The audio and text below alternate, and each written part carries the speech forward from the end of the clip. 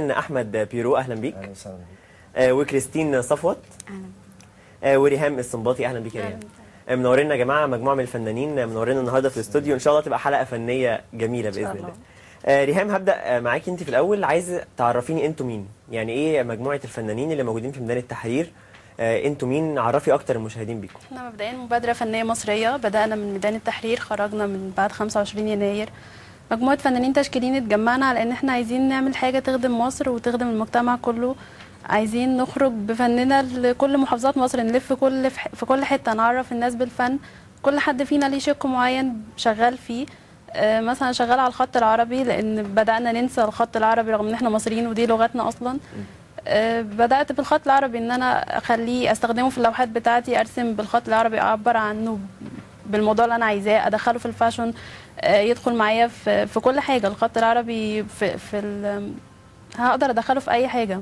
هنتكلم عن الخط العربي وبالظبط بتعملي ايه. تمام. لكن نروح لكريستين برضو نسالها. كريستين، كلمه الفن كلمه عامه جدا، وفي يعني في تخصص الفن، في فن زي الرسم زي ما انتوا بتعملوا، وفي التمثيل، والناس كلها دلوقتي مهتمه اكتر بالتمثيل. اي حد يقول لك فن يبقى تمثيل. انت ازاي بتحاولي توصلي من خلال رسمك ان الرسم ده حاجه مهمه جدا في الفن؟ هو الفن عامة رسالة. أنا ببقى سواء كان ممثل زي ما أنت قلت، بيبقى هدفه إن هو يوصل رسالة للناس. فبرضو الفن اللي هو الفن التشكيلي عامة، كل فنان بيبقى عنده حاجة عايز يقولها، عايز يخلي الناس تعرفها من خلال لوحاته، من خلال الشغل اللي هو بيعمله. فهي يعني رسالة، بنوصل رسائل، بنعبر عن آرائنا، بنعبر عن مشاعرنا، معتقداتنا، أيا كانت نوع الرسالة اللي انا بعبر عنها. فهو مجرد رساله بتعبر عنها. تمام. طيب، هي ريهام قالت لي ان هي مهتمه بالخط العربي وبتوصل فنها من خلاله، انت ايه دورك؟ انا مهتمه بالوحده الوطنيه. انا حابه ان الوحده الوطنيه ترجع تاني في مصر زي ما كانت زمان. هو رجعت النهارده بصوره كويسه جدا من خلال اللي شفناه في ميدان التحرير. فانا حابه ان احنا من خلال المبادره بتاعتنا دي ان احنا نرجع الوحده الوطنيه ونأكد عليها. فانا بأكد عليها في لوحاتي، الرموز، الهلال والصليب وكده. الفكره دي جات لي من مصر القديمه. تلاقي كنايس زي كنيسه ماري جرجس، الكنيسه المعلقه، جنبهم جامع عمرو بن العاص. فمنطقه حيويه جدا وقديمه جدا وعليها زوار كتير. فليه لا ما نرجعش زي زمان، ما نبقى واحده، ما فيش فرق بين ده وبين ده، كمواطنين مصريين مش اكتر. تمام. احمد، برحب بيك مره ثانيه، وعايز اسالك مبادره فنيه مصريه معناها ايه؟ الكلمه دي جات لكم منين، وانتوا ازاي جمعتوا نفسكم كفنانين؟ احنا مجموعه اصحاب. طبعا احنا كنا بننزل الميدان، وكانت بتجيلنا افكار كتير. فنيه مصريه هي مختصه بالفنون ومصريه بحت. يعني احنا بناخد التراث الشعبي بتاع مصر وبنحاول نأكد عليه عن طريق جداريات، عن طريق ان احنا بنعمل اعمال فنيه للجمهور. بننمي فيه الروح الفنيه، بننمي فيه الوعي الثقافي.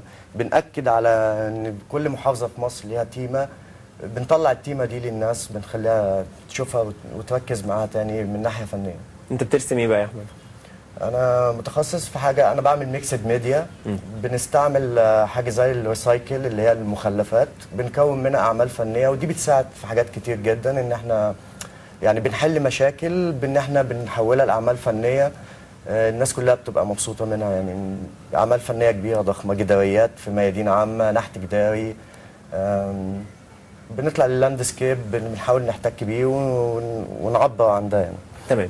هم هرجع لك مره ثانيه، عايز اسالك، الثوره خلت المصريين يهتموا اكتر بالحاجات اللي هي بتنمي الروح دي وبتنمي المواهب؟ كتير فرقت في مصر جامد بعد الثوره في الفن. بدأ الناس، الفنانين نفسهم بدأوا يرسموا. الثوره خرجت طاقات كتيره جدا للفنانين المصريين، مش فنانين تشكيليين بس، في كل الناس. بقى في الميدان كله بيرسم، كله بيغني، كله بيقول شعر. فرقت جامد الثوره مع كل الناس، فاثرت جامد مع كل الناس. انت من امثله الخط العربي، يعني بتكتبي ايه بالخط العربي؟ الاشكال المختلفه ايه؟ باخد الحروف نفسها وبستخدمها في ان انا اعمل تصميمات بالخط العربي.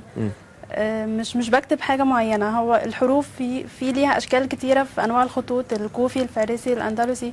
كل نوع خط ليه شكل معين في الحرف، فانا بعمل ميكس ما بين الحروف كلها.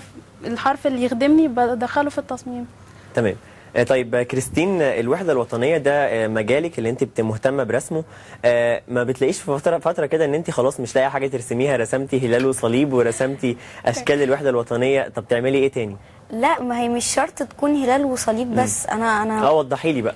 ايوه، احنا يعني انا باخد عن نفسي من الحاجات القديمه، الايقونات القديمه القبطي، الايقونات القديمه الاسلامي، واعمل منهم مزج اطلع لوحه تانية. مش شرط تكون هلال وصليب بس هي اللي بتعبر عن الوحده الوطنيه. ف في حاجات كتير يعني، وفي فنانين كبار خدوا الرموز من لوحات، من شعبي، من حاجات كتير قوي، وعملوها برضو في ميكس، طلعت حاجات فنيه تحترم. تمام. طيب احمد، شايف الفن في مصر عامل ازاي دلوقتي؟ هي مصر طبعا ام الحضارات كلها، واحنا عندنا حضاره فرعوني وعندنا حضاره اسلامي وقبطي. مصر اكيد من اقوى الدول في الوطن العربي، ويمكن على المستوى العالمي كمان. عندها فن وعندها فنانين عظام كبار. احنا بطبيعه حياتنا كمصريين احنا عايشين اوريدي في الفن، يعني كل حاجه حوالينا فيها فن، فيها نوع من انواع الحس الجمالي، وده حاجه مهمه جدا عند المصريين كلها. يعني مهم الفن لغه عالميه، يعني العالم كله بيتكلم بيها، زي مثلا كره القدم يقول لك بلغه الكوره، علشان كل اللعيبه ما بيتكلموش لغه واحده بس لغه الكوره معروفه. الفن برضو نفس الكلام ده، ازاي نستخدم الفن المصري ان احنا نوصل للحضارات المختلفه ونعرف الناس بينا؟ بان انا استخدم موتيفات مصريه اصليه في التراث، اشوف التراث بتاعي الموتيفات فيه ايه. برضه هستخدم الخط العربي لان هو الاساس بتاعنا. اقدر ان انا اوصله بشكل مبسط للناس، وان انا اعمله في كل حاجه في حياتي، وان انا ممكن نعمل كمان كورسات تعليم فن خط عربي للناس. الاطفال اعلمهم الخط من صغرهم، يعرفوا ازاي يعملوا تصميمات بالخط العربي، مش بس مجرد ان يبقى خطهم كويس. استخدم الخط في كل حاجه. تمام. كريستين، احداث امبابه اللي حصلت، وكان في يعتبر فتنه طائفيه حصلت بين مسلمين ومسيحيين، اتعاملتي مع الموقف ده ازاي؟ نزلتي مثلا امبابه ولا كنت في ميدان التحرير بتحاولي توصلي رساله معينه من خلال رسوماتك؟ لا، هو انا طبعا احداث امبابه دي احداث مؤسفه جدا طبعا لكله. انا بحاول اقول في رسوماتي ان ما نخليش النزعه الدينيه تتغلب علينا وتخرجنا من يعني الاهداف اللي هم عايزين الناس التانية اللي هم بيعملوها، اللي هدفهم ان هم يفرقوا بيننا. سياسه فرق تسد. فانا بقول في لوحاتي يا جماعه، احنا لما بنتحد هنبقى قوه وهنبقى ايد محدش هيقدر عليها، زي ما عملنا في التحرير. فهو ده اللي انا عايزه اوصله، ان احنا ما يهمش انت مين، المهم ان انا مصري وانت مصري، واحنا الاثنين على ارض وطن واحده، والوطن ده ليه علينا حقوق وليه علينا واجبات. مش مهم بقى انت ايه، جنسك ايه، بتعمل، مش مشكله. المشكله ان احنا ما ندخلش النزعه الدينيه، لان الدين لما بيخش في المواضيع في ناس بتسخن، وفي ناس برضو عقولها بسيطه ما بتدركش، فاكره ان ده صح ان هي لما تعمل كده. فانا مش حابه ده. انا ليا زمايل كتير مسلمين واصحاب ومن ايام الطفوله، واحنا كويسين قوي مع بعض. انا حابه ان احنا ما فيش حاجه تفرق بينا. هو ده اللي انا بحاول اركز عليه. باذن الله ربنا يكرمك يعني وتعرفي توصلي اللي انت عايزاه. احمد، هل فكرت في مره ان انتوا الاعمال اللي انتوا بتعملوها تحطوها في مكان معين، ولا ده انتوا فعلا بتعملوه ان يبقى الموضوع مش بس هوايه، ده احتراف كمان؟ هو فعلا ودي احنا طلعنا من فكره ان اللوحه لازم تبقى في قاعه عرض. احنا فعلا عرضنا في مترو الانفاق، وده حضروا اكبر عدد من المتفرجين والمشاهدين. فين في المترو يعني؟ ازاي على الجدران؟ السادات جوه المحطه ذات نفسها، والناس كلها انبهرت من الشغل الموجود، وكنا ده تسجيل فعلا لاحداث الثوره واحداث اللي مصر بتعدي بيها يعني الفتره دي. الفن والسياسه هم وجهان لعمله واحده يعني، فاكيد الفن بيعبر فعلا عن الاحداث اللي احنا بنمر بيها في مصر. تمام. طيب ريهام، شايفه ان الفن بيستخدم احيانا استخدام سيء، مش الاستخدام اللي هو معمول علشانه؟ يعني مثلا الكاريكاتير دلوقتي لما بنيجي نتفرج عليه احيانا في بعض الصحف بتحس ان هو مبتذل شويه. احيانا على حسب الفنان اللي عامل. طب بتحسي بايه بقى انت كفنانه؟ بتضايق قوي. المفروض الفن رساله. الفن رساله، المفروض انا بعمل حاجه عشان اقدمها للجمهور. انا عايزه اعمل حاجه اوصل لهم بيها فكره تفيدهم، مش فكره تهدم او فكره تقدم فساد. فطبيعه اي فنان ان هو يبقى فاهم الرساله اللي هو بيأديها. تمام. طيب احنا حلقتنا مستمره معاكم وهنكمل طبعا في مجموعه كبيره قوي من الاسئله، هنسالكم كمان عن مصر الفتره اللي جايه عامله ازاي ومشاكلكم اللي انتم بتواجهوها. لكن مشاهدينا الكرام ولاد بلدنا الجزء الثاني بعد الفاصل. وقبل الفاصل كنا قلنا ان احنا هنتكلم عن مصر بقى شويه ودور الفن فيها ازاي والمشاكل كمان اللي هي بتواجههم. احمد، انتم مخططين يعني كاتبين كده بلان نقط معينه هتعملوها ازاي، ولا طول ما انتم قاعدين في فكره جات لك تروح شغال عليها؟ لا هو اكيد طبعا في البدايه في اهداف احنا بنشتغل عليها، وبالاهداف دي بنطورها شويه بشويه بحيث ان هي تقدر ان هي تواكب الاحداث الموجوده، وفي نفس الوقت تقدر تمد المناطق البعيده بالفن، ان احنا نقدر نوصل للاماكن البعيده عن القاهره، عن اسكندريه، عن يعني المحافظات البعيده يعني. كل فتره بنطور افكارنا اكتر بان احنا ندخل ميديا جديده عليها، بنطورها بان احنا نقدر ان احنا نعمل سيرش في كل محافظه ايه الحاجات اللي بتتميز بيها المحافظه دي، ان احنا نقدر نمثل بالحاجات دي اعمال فنيه ضخمه. بحيث يعني انت بعد ما عرفت مثلا المحافظه دي بتتميز بايه، بتروح بناء عليها بترسم حاجه لايقه على الموقف؟ كمجموعه بنشتغل عليها كجداريه، كل واحد بيحط عناصر هو حابب ان هو شايفها مميزه بيها المحافظه دي، وبالتالي بيطلع جداريه كبيره بتعبر عن المحافظه الموجوده يعني. تمام. طيب كريستين، الموضوع ده يعني بما انكم تيم واحد لكن متقسمين، انتوا قسمتوا نفسكم ازاي؟ يعني كل واحد اختار اللي هو عايزه ولا بناء على يعني مواهب معينه، انا اعرف ارسم كذا وكذا؟ لا، هي فكره ان احنا اتقسمنا كمجموعه، احنا كل واحد عايز يوصل حاجه معينه، كل واحد ليه فكره معينه عايز يوصلها. انا عايزه اكد على الوحده الوطنيه وازرعها في الطفل من وهو صغير، ان انت ده اخوك واحنا اخوات وكده، فهو ده اللي انا عايزه اوصل له. كل واحد فينا عنده حاجه معينه عايز يوصلها للناس. تمام. ريهام، التخصص ده افضل ولا ان انت مثلا بتعرفي ترسمي بتعرفي ترسمي خط عربي بس في نفس الوقت ممكن تجيلك فكره حاجه عن الاطفال تروحي رسمها، او حاجه عن الوحده الوطنيه تروحي رسمها، ولا لما بيبقى جاتلك فكره بتروحي قايله للمتخصص يعملها؟ هي فكرة الخط العربي لقيتها ان هي مش موجودة كتير، فحبيت ان انا يعني اهتم بيها او اركز عليها. باقي العناصر موجودة في باقي زمايلي يقدروا يعملوها، فالخط العربي لقيت ان انا اقدر اشتغل عليها وان انا اقدر ادخله في الفاشن. بدأت بنفسي ان انا عملت على هدومي الديزاين، فاللي هو الفاشن عايزة اوصل، الخط العربي عايزة اوصله للعالمية. بس لو مثلا في مرة حبيتي ترسمي حاجة عن الوحدة الوطنية هترسميها ولا هتقولي لكريستين ارسميها؟ هنقعد نرسمها سوا. مش هيبقى في زعل يعني من لا خالص. طيب احمد، انتوا طبعا فنانين فدماغكم واحده اكيد. لو هنتكلم عن السياسه بقى، دماغكم بتبقى برضه واحده ولا ممكن انت تختلف مع ريهام كل واحد ليه فكره؟ طبعا اكيد كل شخص ليه فكره، وفي النهايه احنا كلنا مصريين وكلنا عايزين نحافظ على البلد دي، عايزين يكون فيها السلام، مش السلام كمان على مستوى الدول اللي حوالينا، السلام الداخلي اللي هو الاستقرار الامني، الاستقرار الاقتصادي.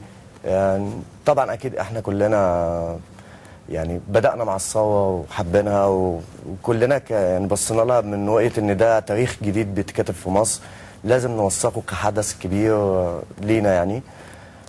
فاكيد رغم الاختلافات اللي احنا ممكن نمر بيها كلنا، بس في النهايه احنا فنانين وحابين ان الفن يخدم مجتمعنا، وحابين ان مصر نشوفها في احسن صوره على مستوى العالم كله.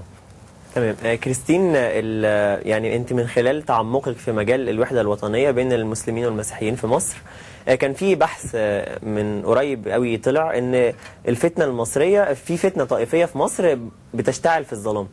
انت شايفه ان فعلا الموضوع ده حاصل بما انك متعمقه في المجال ده، ولا لا الموضوع بدا فعلا يهدى والناس بدات ترجع تاني مسلمين ومسيحيين؟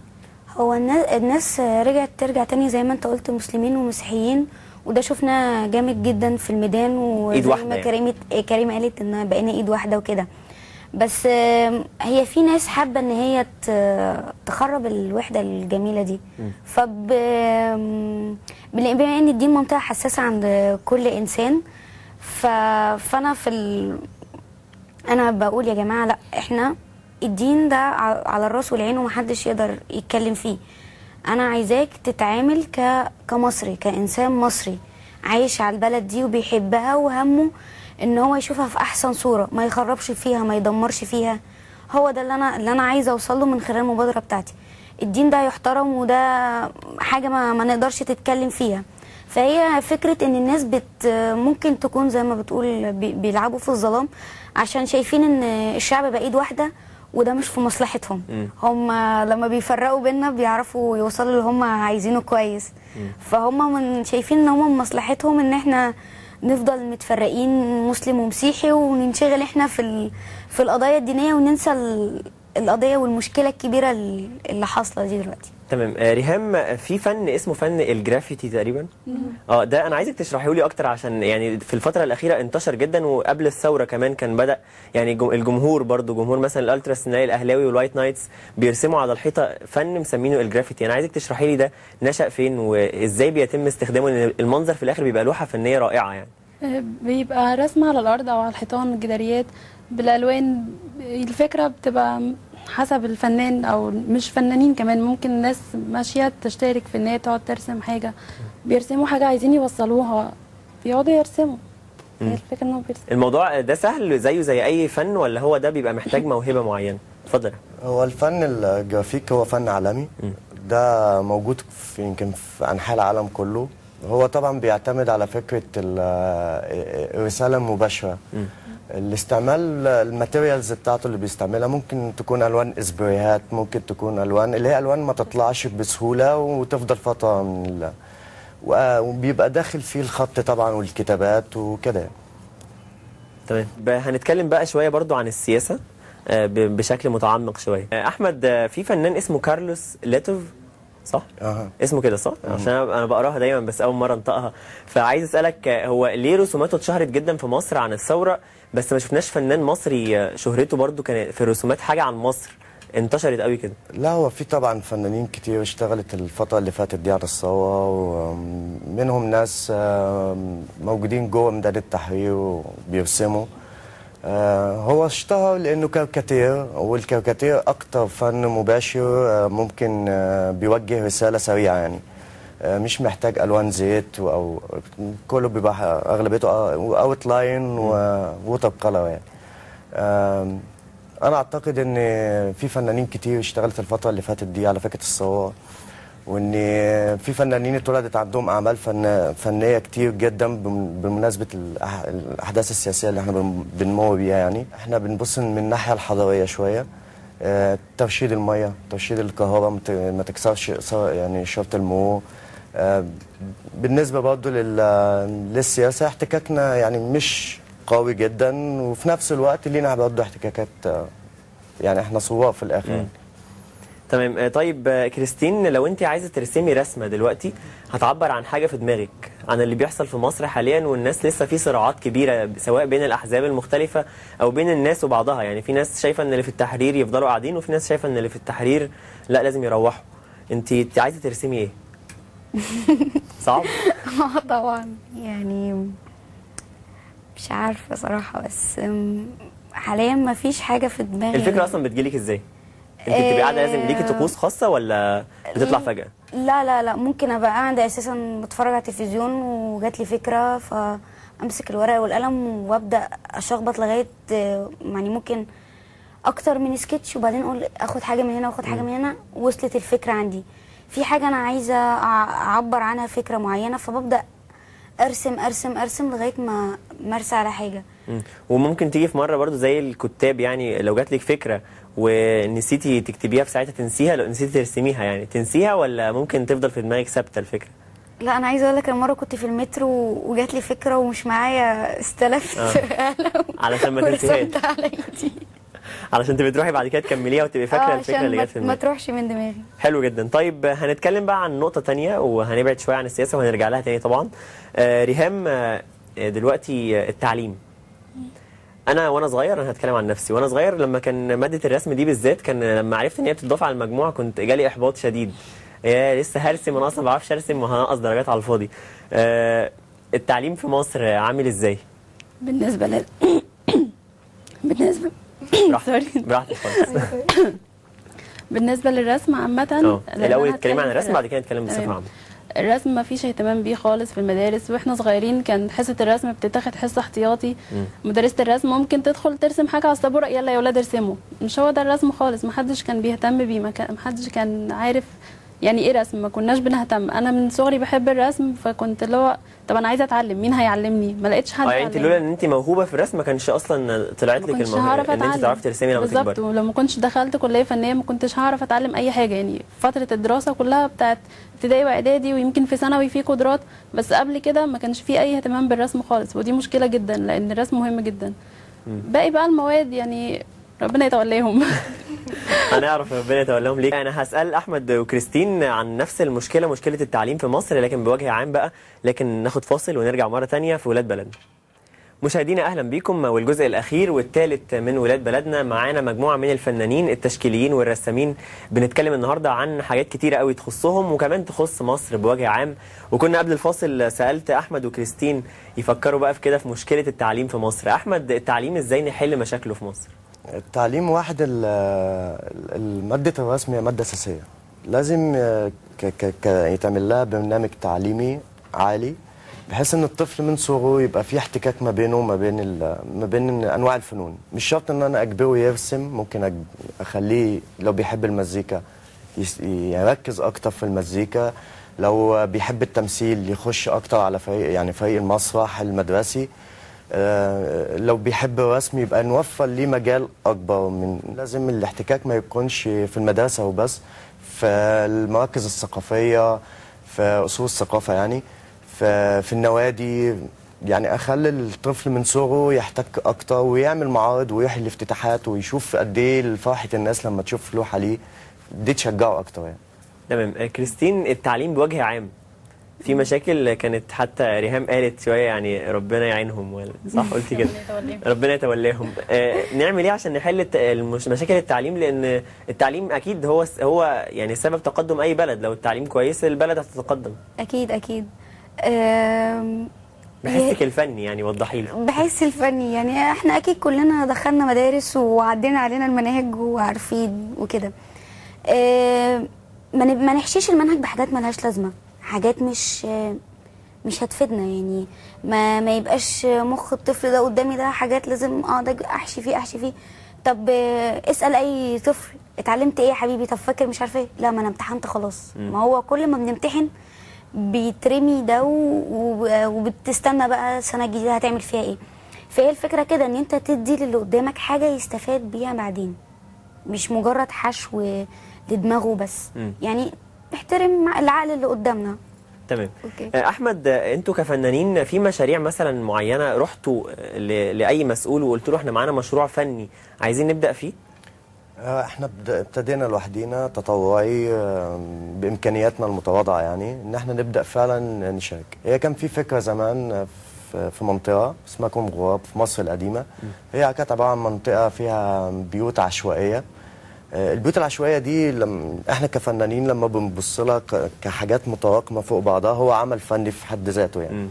الفنانين دول فعلا حولوها لاعمال فنيه زي بيسموها لاند ارت، يعني فن الطبيعه او فن الارض. يعني ازاي ان انا اشوف حاجه موجوده في الطبيعه يعني اوصلها لحاله فنيه بحيث ان انا اشوفها ما بقاش مشمئز منها او كده بس.